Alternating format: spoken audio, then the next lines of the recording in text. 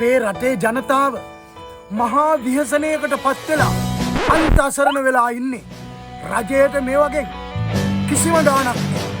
අපි එහෙම නෙමෙයි. පොදු ජනතාව වෙනුවෙන් ඒ ජනතාව ළඟටම ගිහිල්ලා ಗುಣදොස් හොයලා බලන්න.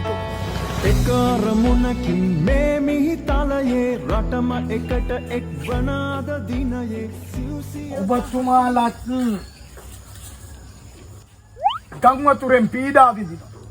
එතකොට මේ උදවියත් විහසනයට ලක් වෙලා මේ ඔබතුමාලට අර කියපු 25,000 ලැබුණේ නැද්ද? ඒව නම් ලියාගෙන ගියා මහත්තයෝ. හැබැයි ඉතින් ඒව නම් ලැබෙයි. මේ ඔබතුමා ආණ්ඩුවට දොස් කිය නැතුව හොඳ නැද්ද? අසරණ මිනිස්සෙට සීනි කිලෝ එකක් හරි දෙන එක. නිකම් පොරදියේ මාළු බාන්න එපා මහත්තයෝ. කිලියේ කිලියේ මණි මණි